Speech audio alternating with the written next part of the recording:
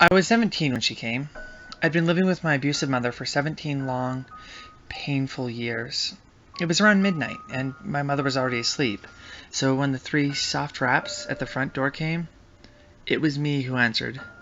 An odd-looking little girl stood there, with cheeks pale and colorless, blonde hair and braided pigtails, pink dress torn a little at the hem, feet bare, turning slightly blue from the cold winter, and black eyes. Fathomless, deep, black eyes. I quickly let her in, thinking of how horridly underdressed she was. It wasn't until later I'd wonder why she'd not been shivering, or even question as to why she was here in the first place. I got her into the living room, wrapping her little form in a thick afghan my grandmother knitted. She held it, though it didn't seem to affect her, and I smiled.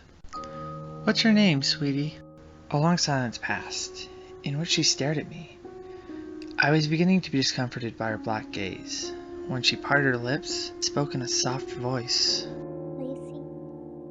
Lacey Morgan. I nodded, smiling again. "You can stay here tonight, Lacey," I said, motioning to the couch. She curled up in a little ball, black eyes still on me, and I exited the room. That night I slept soundly, not worrying about my mother beating me or the strange girl on my couch. When morning came, and I trudged into the kitchen, I was greeted with a coffee mug to the shoulder. I gave a feeble shout of pain, staring at my mother. What the hell did you do? Why's the dirt on the couch? She shouted, confusing me greatly. Upon investigating, I found that Lacey had vanished. The only proof she'd been there being some dirt that must have fallen off her dress or feet. I took responsibility, earning myself a strong hit to my cheek, then left for school. While there, I heard something that sent chills through my spine. Miss Lacey Morgan was found dead last night.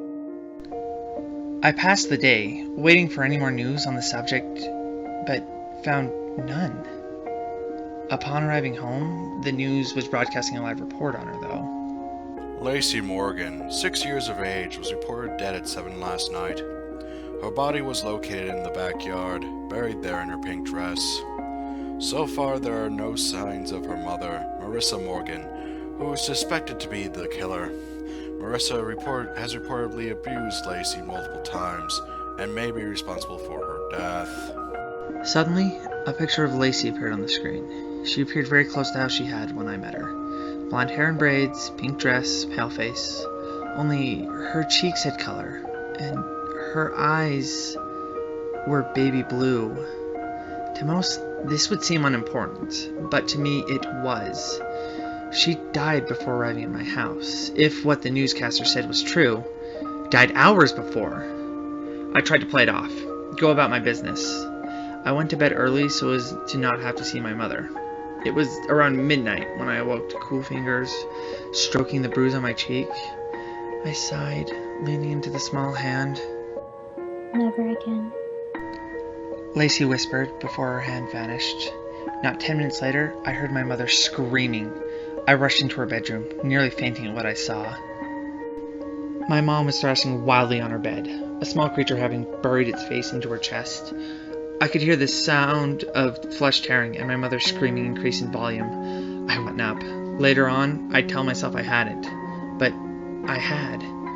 So, when Lacey pulled back from the gaping hole in my mother's chest cavity, I had a plain view of her razor-sharp teeth, glinting in the light, glinting with my mother's blood. She smiled innocently at me for a moment, before swiftly tearing out my mother's jugular.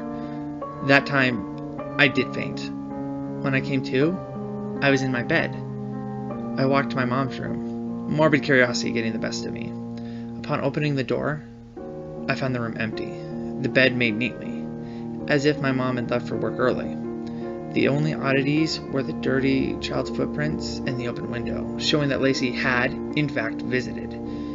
I never saw my mother again, and I never missed her either. I eventually got married, and we had a child together.